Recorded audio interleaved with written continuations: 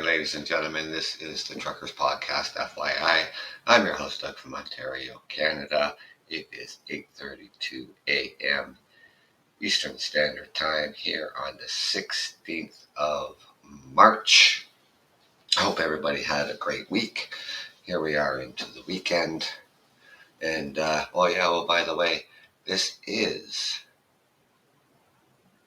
the last weekend, officially the last weekend of winter. Spring comes along on Tuesday. The officially will be spring. It is also the last weekend of the March break here in Ontario, Canada. Starting Monday morning, the kids will be back in school. So be careful out there. Watch for the school buses. They'll be back out on the road once again.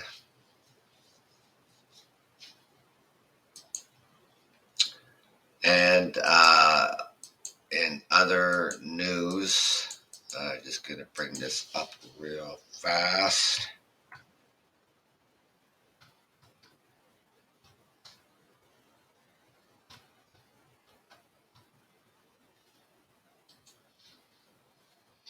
Okay, I don't know why this isn't working here, but I have to go on my phone.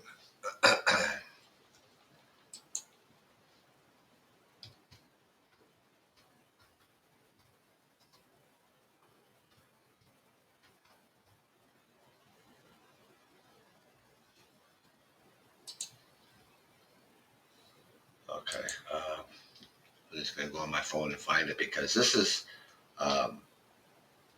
real exciting for me, and you do not want to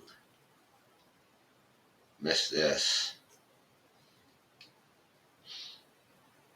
Coming on the 31st of March. It's funny how I can get this on my phone, but I can't bring it up on my laptop. So,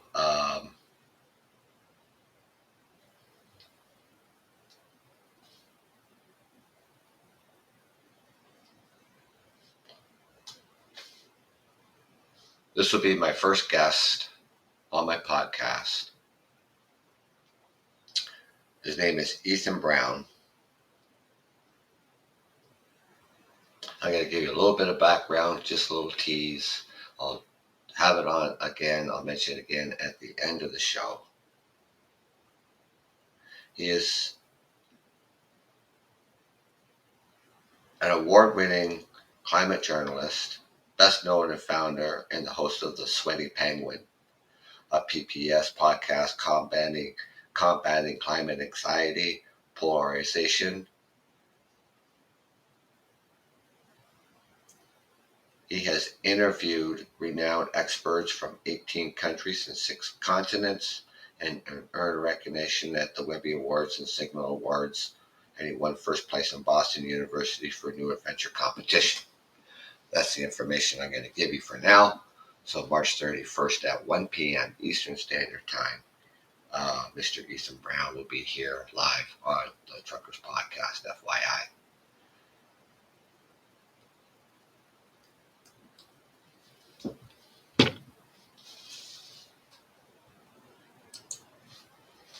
Now,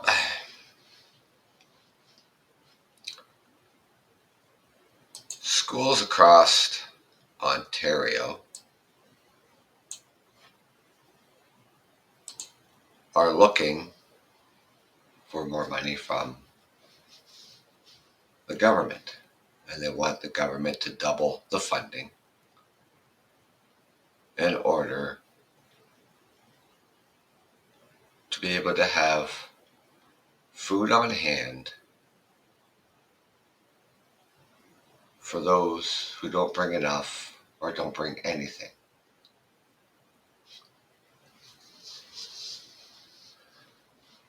It's like the Breakfast Club.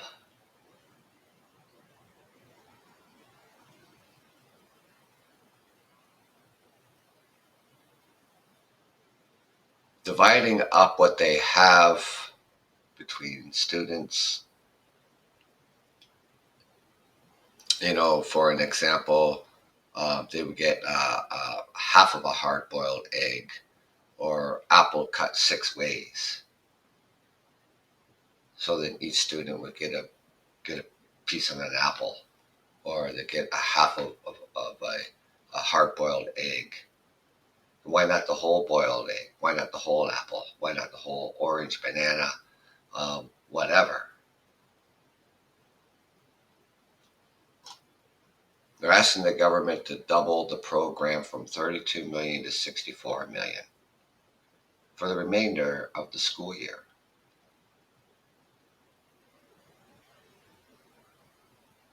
Here we are in the middle of March, and here we go with April, May, June, 3.5 months, and school will be out for the summer.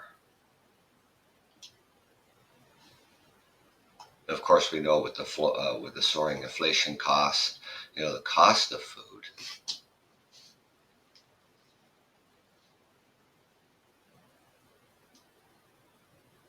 Families struggling.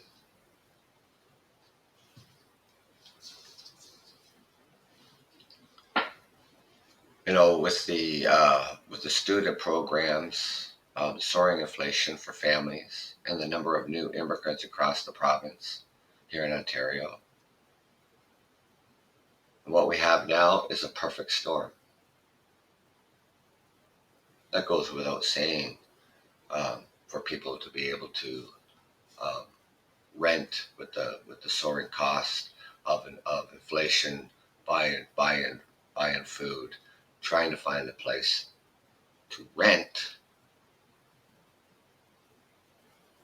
That is also um, a perfect storm.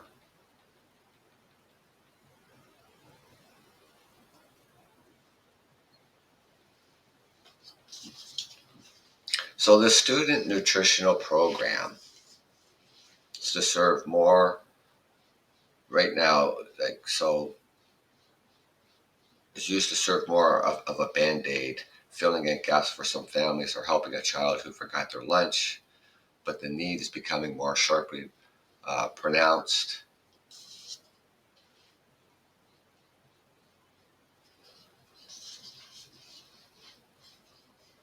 So these nutritional programs are something that families are relying on more often, and they're relying on them and leaning on them heavily. And the simple fact that they can't afford their groceries.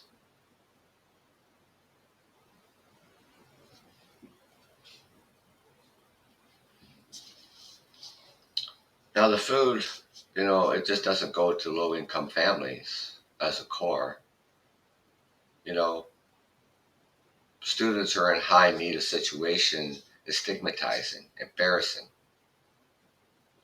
It perpetuates the feeling of shame and isolation. So it really doesn't matter if the child is in need, but you're not just going to turn down other kids in the school if they wanted an apple, if they wanted a banana, if they wanted an orange, or something else to eat.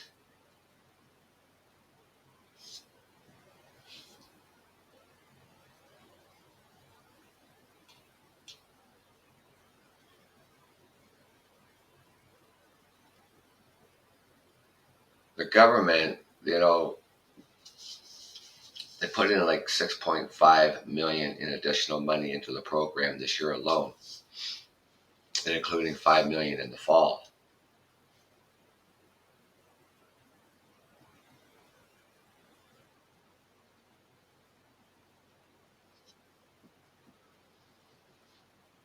Now you think that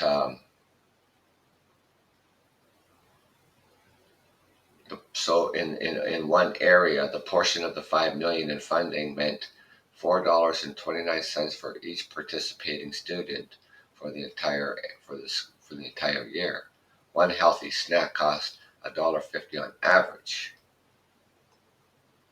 And right now, the steep increases of food inflation are putting added pressure on already tight budgets.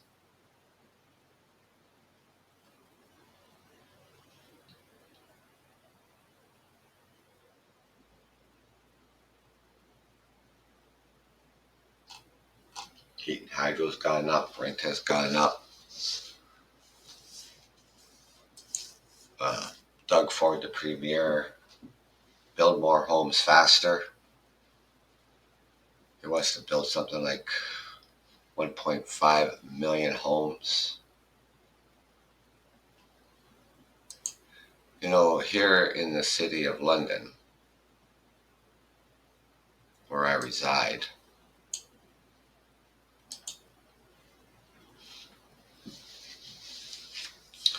a 1,000+ new London apartments nearly ready, but it's not enough.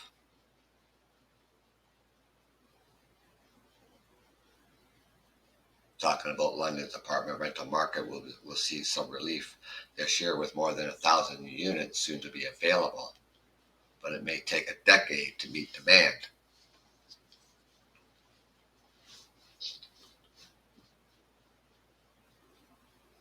Unfortunately, we don't have a decade.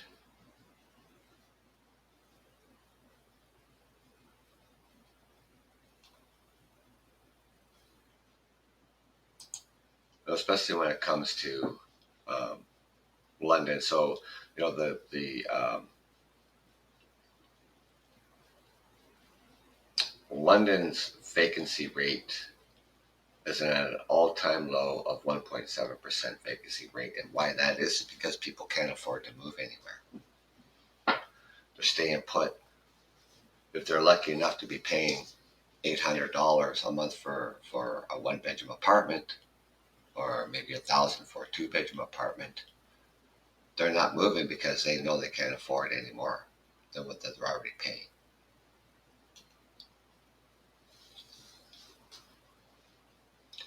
Now, as I'm scrolling down here, I'm going to give you what the rent of these new builds, so 1,000 apartments that are expected to hit the market by the year's end.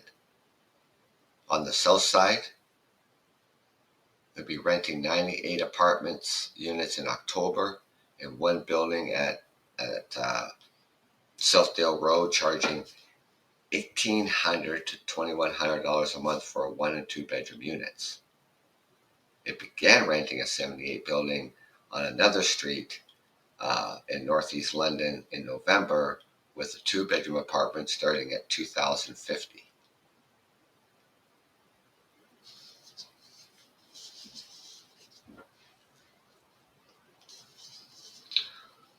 Low earner income obviously can't afford that. What I'm thinking is that people are selling their house because they don't want to have the upkeep anymore. They want to retire, and they're moving into these places, and they're the ones who can afford it, and or also high earner professionals are be renting these apartments, but nobody in the low end of the income is going to be able to afford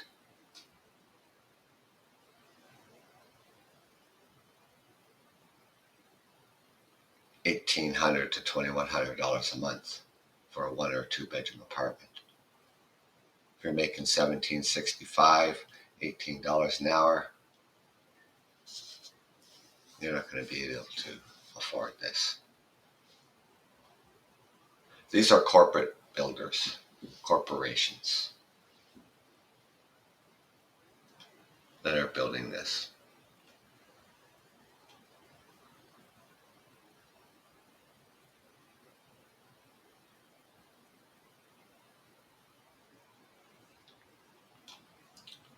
Prices keep going up in some of these places here.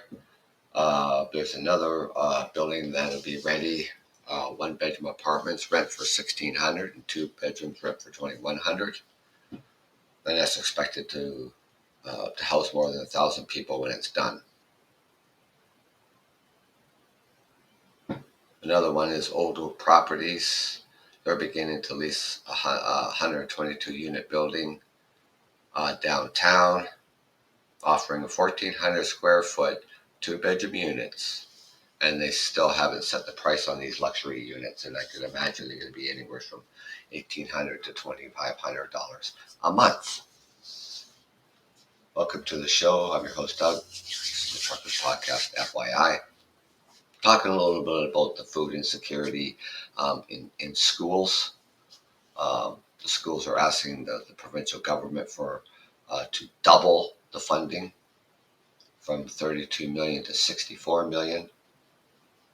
As you know, with inflation and the cost of living on the rise, so many families out there are struggling to put food on the table, pay their bills, pay their rent. Talking a little bit about housing because, the provincial government build more homes faster program, to get people housed. But who can afford it? Buildings that are going up in and around the city right now and ready to be leased out, are going anywhere from $1,800 to $2,500 a month. I'm not sure how many low-income people are out there here in Ontario, specifically the largest populated province of all of Canada, with a little over 16 million that live in this province. Population of Canada is 40 million.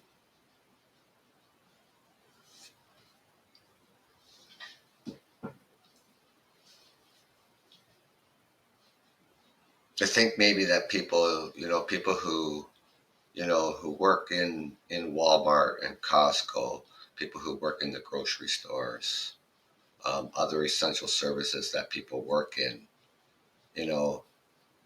are essentially earning well under $25 an hour.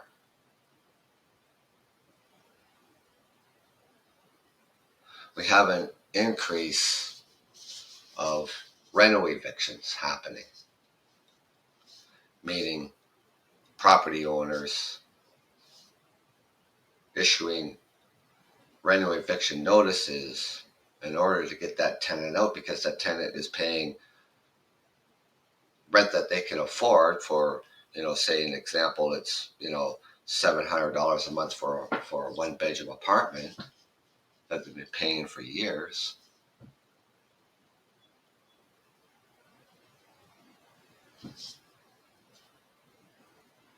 And they want them out.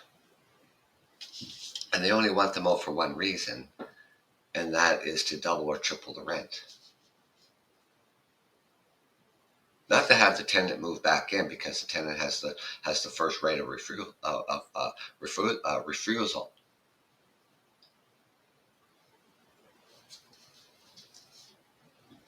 And if the tenant decides to say, yeah, I'm moving back in, the tenant will still pay the same rent that we're paying. If they were paying $800 a month, that's what they'll be paying $800 a month after the renovations are done. But what's happening is the landlords aren't telling them when it's done. And they're just re-renting it for double or triple the rent.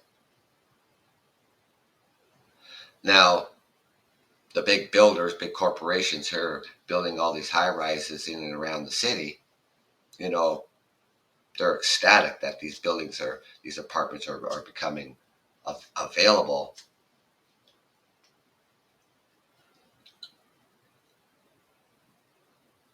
ranging from $1,800 to $2,500 a month for 1 and 2 bedroom apartments. How is that affordability, and for who?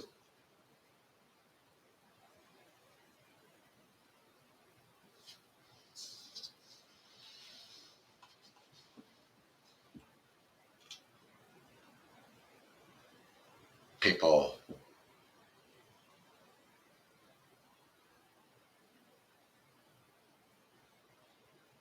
who were selling their house or sold their house, they're ready for retirement. They don't have the upkeep on the property anymore, so they just want to move in to a nice building and they'll be able to afford it. But what about the average Joe, the average worker?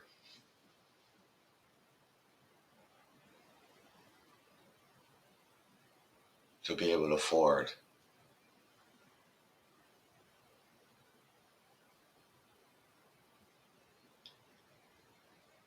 even at $1,600 a month, if you were making $20 an hour, you wouldn't be able to afford $1,600 a month.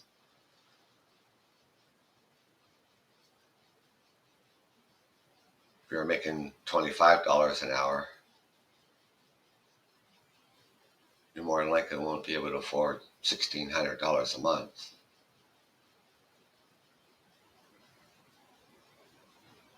That's not factoring in on these new builds. You're going to be paying the heat and hydro for your unit. So you're going to be paying the water and heat. On these new builds, and now they started charging for parking every month to park your vehicle on the property. That'll range anywhere from $25 to $30 a month. Now you factor in the cost of food. If you drive a vehicle and if you don't own it outright, you still have bank payments on your car, and you're making $25 an hour, there's no possible way that you'd be able to afford even $1,600 a month for a 1 bedroom. Never mind $2,100 a month for a 2.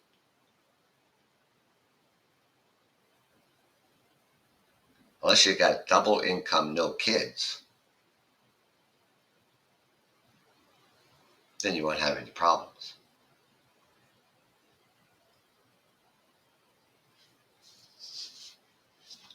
Social housing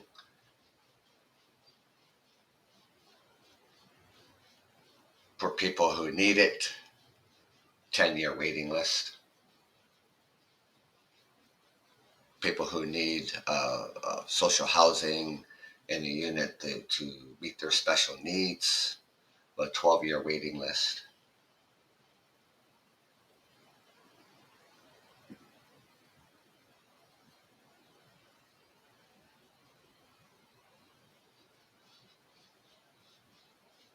There's this is another building going up. It'd be a 122 unit building. It's downtown, a 1,400 square foot, 2 bedroom units, and that price has not been set on these luxury units. I can imagine they're probably going to be anywhere from $1,800 to $2,300 a month.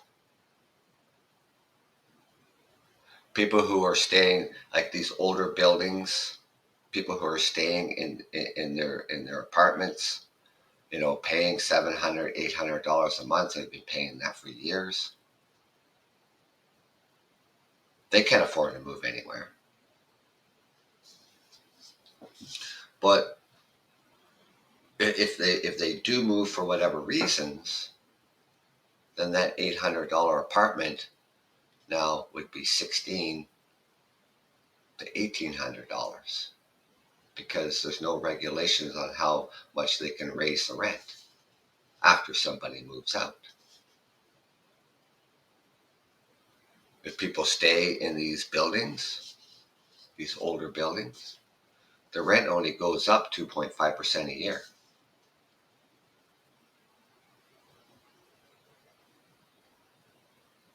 And when these older buildings are sold and big corporations buy them up, they don't want people in there paying $800 a month or $750 a month. They want people in there paying double or triple the rent. And that's where these rental evictions come in.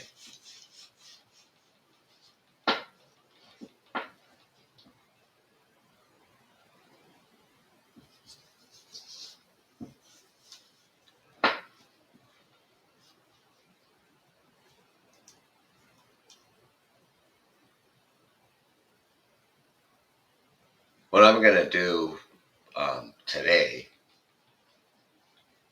is I'm going to set a budget based on $25 an hour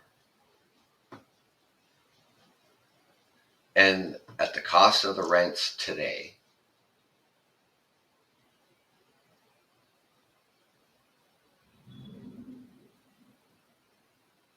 So then I would have to have money to pay my rent, buy groceries, pay for my car, gas, have to have set aside money for maintenance.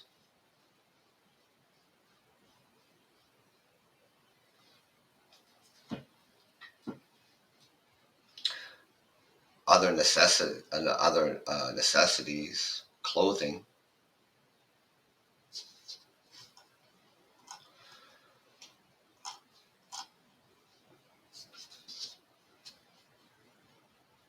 Let's see if it works and what results I'll have back. I'll have back for tomorrow morning's show at 8:30 in the morning. And see if it's actually doable. Now I'm just talking one person, just a single person.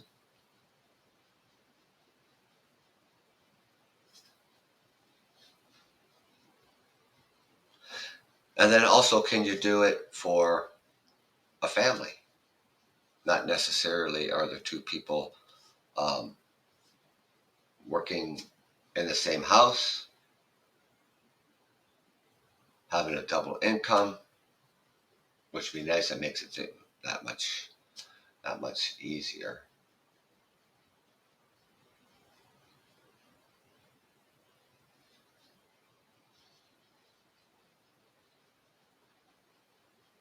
But I don't know how these corporate builders can be proud of what they're building, and the mayor and the city councilors.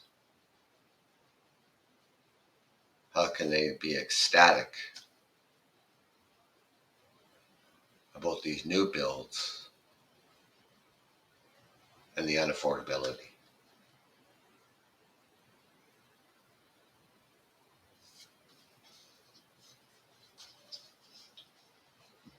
What's it going to be like in 3 years? What it's going to be like in 5 years?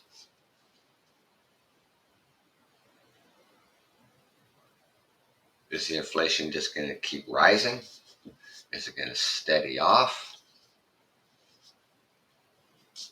I don't know.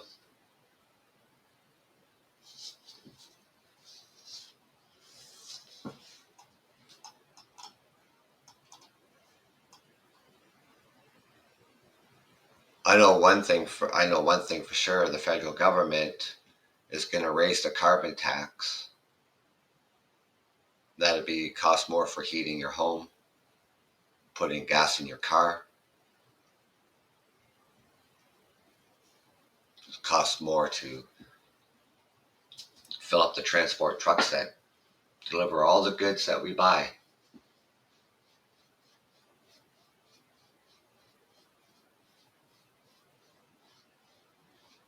And putting more pressure on families.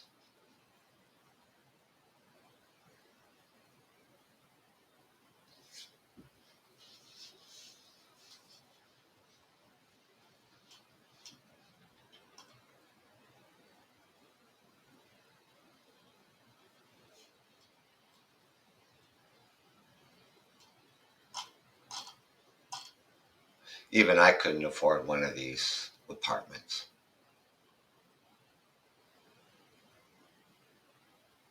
Believe it or not, it's ridiculous. There's another 12-story, 169-unit building this year, and it's in the fourth and final phase at the Westmount Estates. And they just started leasing in the last month, and they have leased over 40 units. And that rent starts about $1,700. I'm taking that's for a one bedroom, $1,700.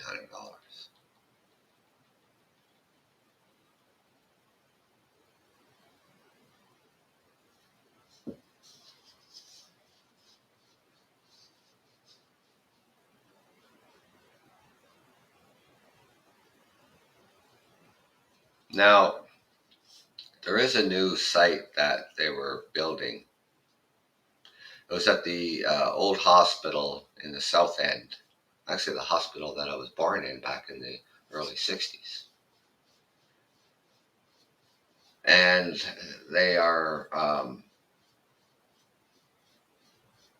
building a mix of affordable and geared to income and market rate apartments. And that first tower is expected to begin renting this fall, with one of the builders is expecting to open up more than 200 market rent apartments.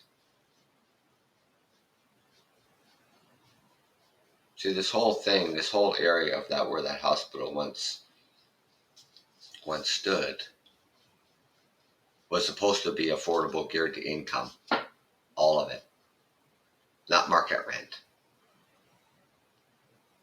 And here we go, with these big corporations. They decide what they're going to do because it belongs to them. They are building it.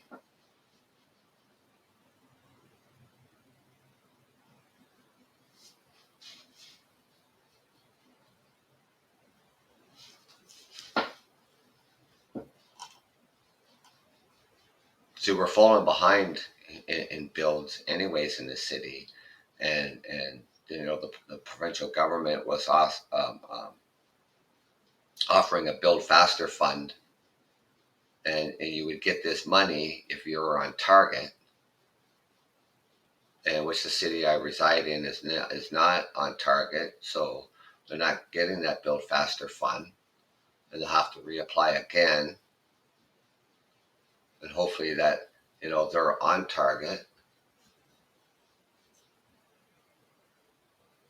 There's other areas that they're developing. It's not very far from where I reside. Big corporations, once again, got their mitts in it. And there's going to be high rises, single homes, townhomes.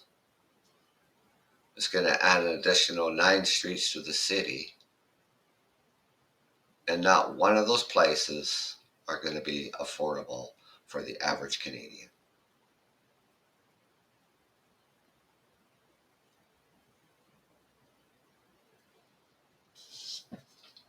We might as well just get our tents out now and put them up all around the city, because you're not going to be able to afford anything else.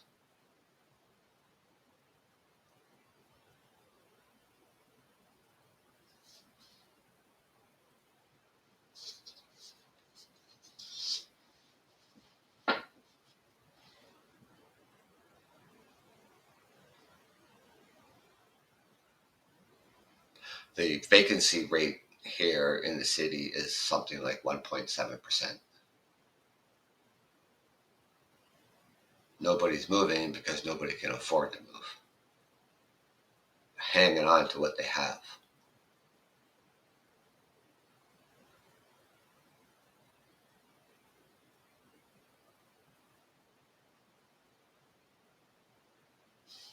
Even for first-time home buyers, I mean, unless you make a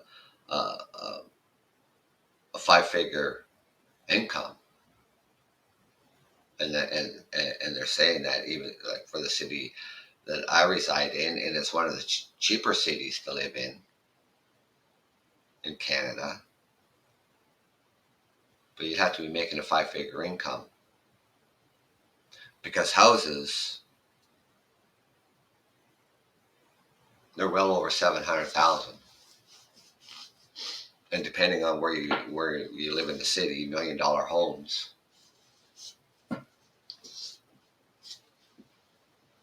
It takes you a lifetime to save for a down payment, unless you're making 5 figures.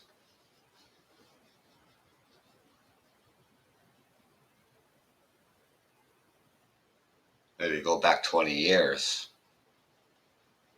if you were making $15 an hour, $20 an hour, houses were 80,000. You needed only 5% down. Your mortgage would be, you know, $650 to $700 a month, and it was doable. Not anymore. They think the homeless crisis and the rental crisis, the affordability crisis, is bad right now. What's coming down the road is going to be a lot worse.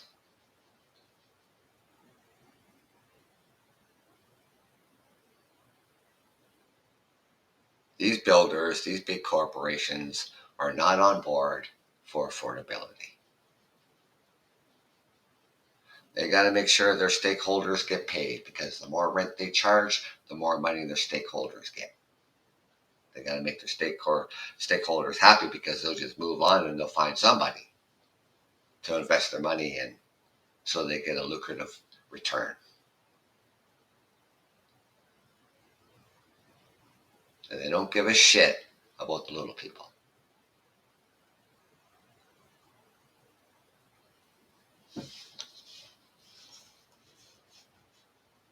And especially when it comes to families, and women and children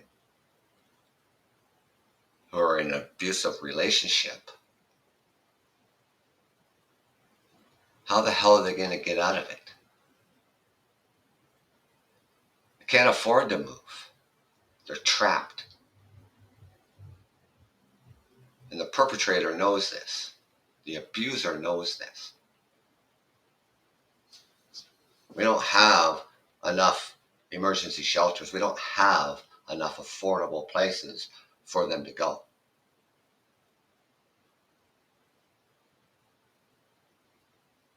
We don't have enough social housing for a place for them to go. And we're building all these high-end homes, high-end apartments, and out of the reach for millions of Canadians who therefore can't afford it.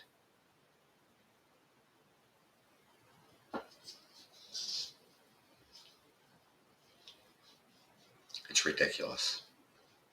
And to hear that they're going to have a mix of affordable, guaranteed income, and market rate apartments on this land, where this hospital stood, it was supposed to be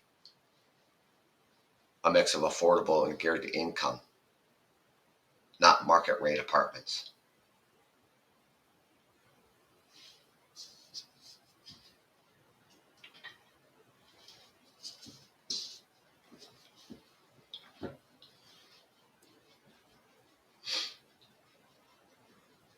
See, once these builders have the land in their hand, they can build whatever they want on it, charge whatever they want.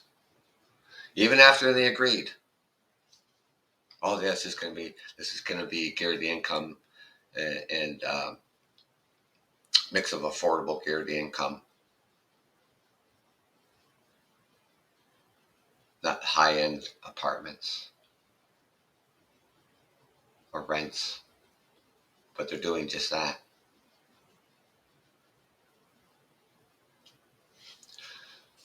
Now, I mentioned at the beginning of the show, my phone is ringing off the hook and it's on silent, but I can't answer it right now. So, at the beginning of my show, I mentioned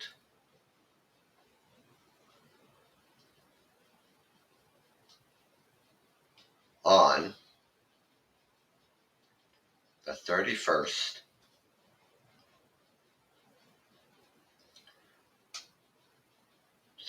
of March at 1 p.m. Eastern Standard Time, I'm going to have a guest speaker here on the Truckers Podcast, FYI. His name is Ethan Brown. He's a climate journalist. He's also best known and founder of the Sweaty Penguin podcast.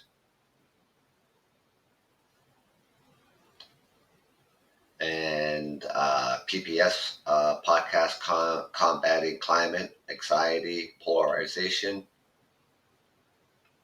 He has interviewed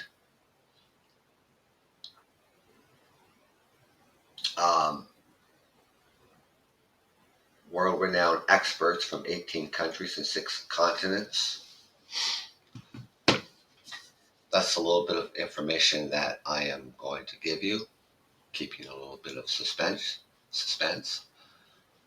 I know it is the Easter weekend on the at the end of the month. This was we both emailing each other back and forth of what was a suitable time, to work around our schedules, and that's what we came up with, and that's what we're sticking with, and that's what we're going with. So March 31st at 1 p.m. Eastern Standard Time, Mr. Ethan Brown will be live here on the Truckers Podcast, and don't you dare miss it. I'm excited about this. You should be too. But I will be doing a show in between on my weekends leading up to that. Of course, tomorrow morning I'll be doing a show at 8:30 in the morning again. I'll have that posted up after I'm done this one and get this one published. So until tomorrow morning at 8:30 a.m. Eastern Standard Time, enjoy your weekend. It is officially the last weekend of winter. Spring begins Tuesday. You should be excited about that. I'm excited about that. So until tomorrow morning, if you can join me, that's great. If you can't, I understand. Have yourselves a great weekend. Take care. And again, I will mention again tomorrow about the guest coming on at the end of the month and podcast leading up to that show. And of course, the day before on the 30th, a reminder will be going out there again. So please join me Saturday morning, Sunday mornings.